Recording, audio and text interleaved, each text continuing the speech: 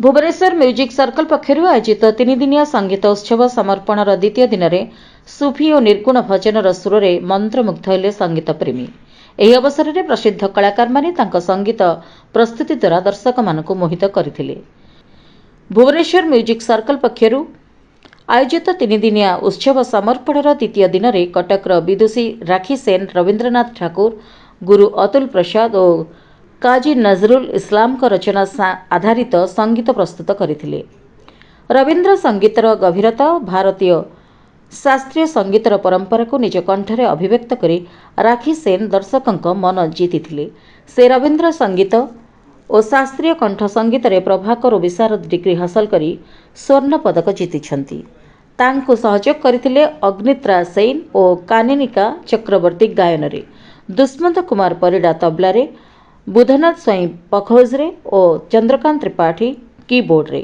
ପରବର୍ତ୍ତୀ ପର୍ଯ୍ୟାୟରେ ହାଇଦ୍ରାବାଦର ବିଦୁଷୀ ସ୍ମିତା ବେଲୁରଙ୍କ ଦ୍ୱାରା ପ୍ରଦର୍ଶିତ ନିର୍ଗୁଣ ଭଜନ ଦର୍ଶକଙ୍କୁ ଆନ୍ଦୋଳିତ କରିଥିଲା। ନିର୍ଗୁଣ ଭଜନ ନିରାକାର ପରମାତ୍ମାର ତତ୍ତ୍ୱକୁ ସଙ୍ଗୀତରେ ପ୍ରକାଶ କରେ। 500ରୁ ଅଧିକ ମଞ୍ଚରେ ସଙ୍ଗୀତ ପ୍ରଦର୍ଶନ କରିଥିବା ସ୍ମିତା ବେଲୁର ପିଛଲା 20 ବର୍ଷ ଧରି ଖୟାଲ ଓ ସୁଫି ସଙ୍ଗୀତରେ ନିଜର ଅଲଗା ପରିଚୟ ଗଢ଼ିଛନ୍ତି। ସୁର ଓ ଭକ୍ତିର ଏହି ସୁନ୍ଦର ସମନ୍ୱୟ ଦର୍ଶକମାନଙ୍କୁ ଆଧ୍ୟାତ୍ମିକ ଓ ସଙ୍ଗୀତମୟ ଅନୁଭୂତି ଦେଇଥିଲା। मैडम कौन कहे गोटे म्यूजिक काल सर्कल तरफ गोटे संगीत कार्यक्रम होची भक्ति तापर सुफियाना ये सब होची आज आपण कौन परिवेशन कले केमती लगुच आपन को ये तो क्रिकेट मैच सेपटे चली हाँ चली किंतु मोर फीलिंग मु कहि परिबिनी एते भल लागुची मते भुवनेश्वर म्यूजिक सर्कल एते गुणी जने अछंती से जगह रे हमको डाकी छंती जे सेति मु भाबुची मु बहुत ब्लेस्ड जे एठी मते डाकी छंती गीत गाइबा पई आमे समस्त करिलु गीत बहुत भल लागला। आ को गीत आपण परिवेशन करथिले? मु रविंद्र संगीत, नजरुल गीति, अतुल प्रसाद सेन को गीत गाइछि। रविंद्र गीत तो गाया बहुत कष्ट क्या बहुत परिश्रम करी ना सेटा कर संभवपर नुहे। तापर आजिकल जो क्लासिकल गीत जो होची निहाती कम रे युवा पीढ़ी को तो निहाती कम सोएब। आउ गोटे जिनस होची मु कहिबी क्लासिकल गीत शुणा बा देखा ज्ञान ना हम नहीं। क्लासिकल न शिखिले तो किसी को गीत भी गाई पारे।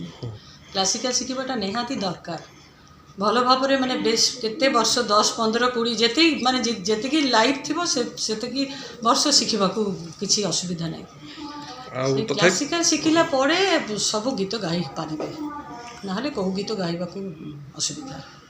मैडम सबुआड़े आप गीत गाँव कि ओडिशा आसी गीत गार फरक कौन रही?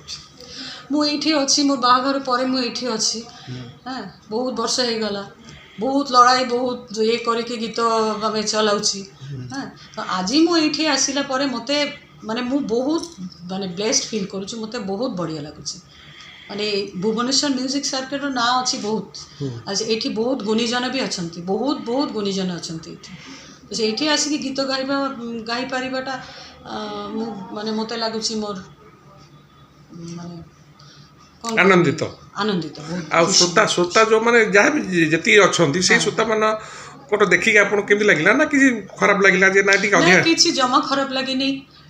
आज क्रिकेट मैच अच्छी इंडिया कम श्रोता हो पारे किसी ना कि देखिए श्रोता अच्छा समस्ते गुणी समस्ते समझदार ये समझदार श्रोता 5 जन हेल्ले भी आम बहुत खुशी गीत गायकी। गीत गाइबा गले केते तपस्या करा पड़े?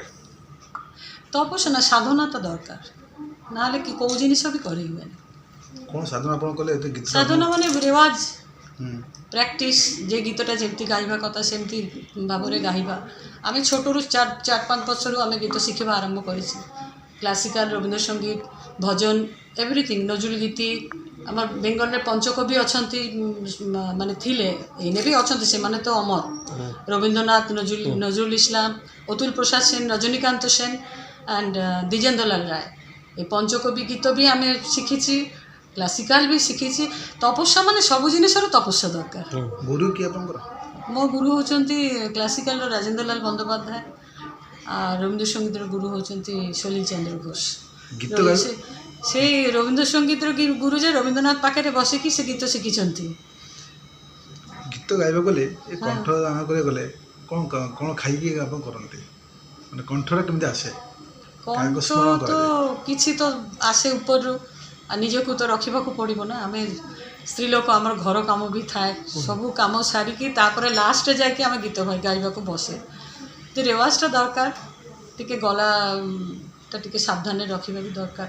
ଦର୍ଶକଙ୍କୁ ରବୀନ୍ଦ୍ରନାଥ ଠାକୁରର ଗୀତଟି যাহা চাই তুমি তাই